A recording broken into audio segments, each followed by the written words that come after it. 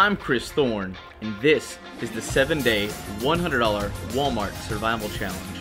In this challenge, there's only one rule. Take your limited kit and do what you gotta do to make it out the other side. Oh God. Good morning, everybody. It's so windy. I don't know if you guys can hear that, but it was tossing around my ultra premium, super high-end, top-of-the-line shelter last night. It was miserable. Whoa. I stayed warmer in it, but the wind was just, I kept like smacking me in the face with its aluminum foil. It like really sucked. But with that said, it's day 7. I get to go home. I'm super excited. Overall, I guess before we do like a weigh out and see how much fatter I got off of my 3 deer, 4 hogs, and 50 catfish that I caught while I was out here.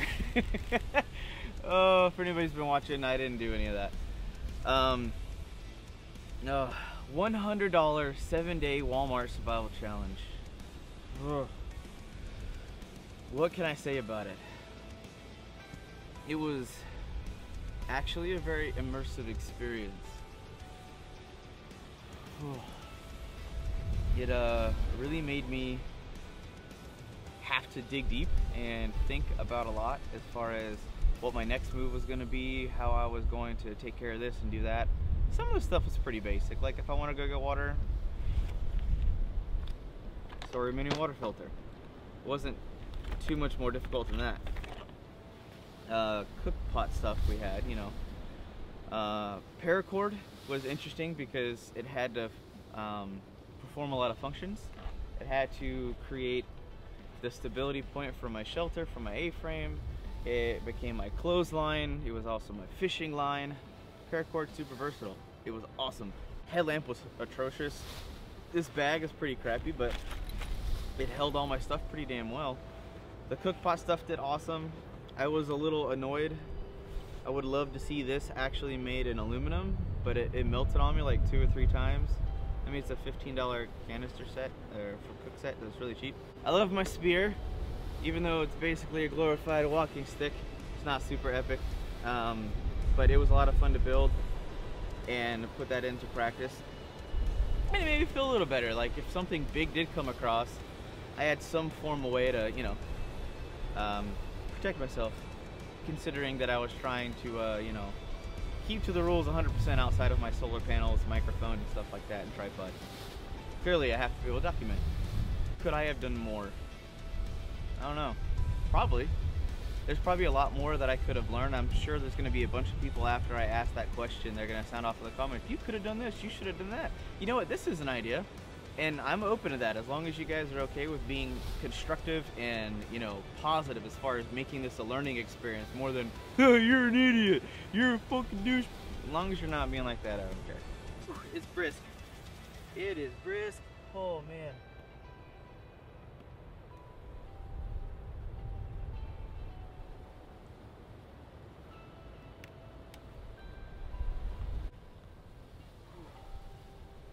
Oh, this ground's wet. Oh, fun. Whew. Okay.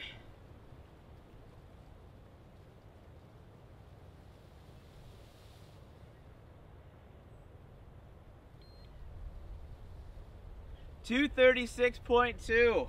Oh, I only lost 4 pounds. That's not too bad. I am not mad at that at all. That's awesome. Whew.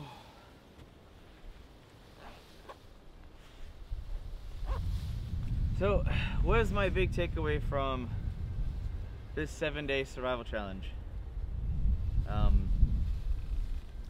Definitely have good kit on you.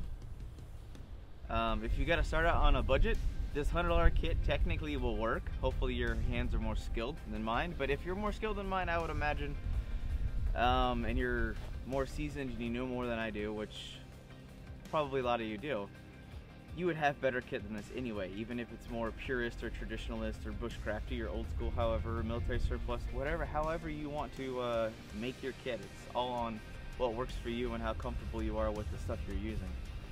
But this really cheap stuff does work, though not as efficiently or as immaculately that as I'm used to things operating. But at the same time, I was able to get by and make it happen. I was very proud of that. I was proud of some of the kit, and I was also proud of myself. However, it does make me appreciate highly all of the high level and high quality gear that I do have access to learn and practice with, that I have in my own bug out bag. This adventure, I hope you guys enjoyed the edits and some of the kookiness that happened throughout this playlist. There's obviously going to be a full playlist for this, man, I guess all I can say is goodbye for now, and I'll see you guys in the next one.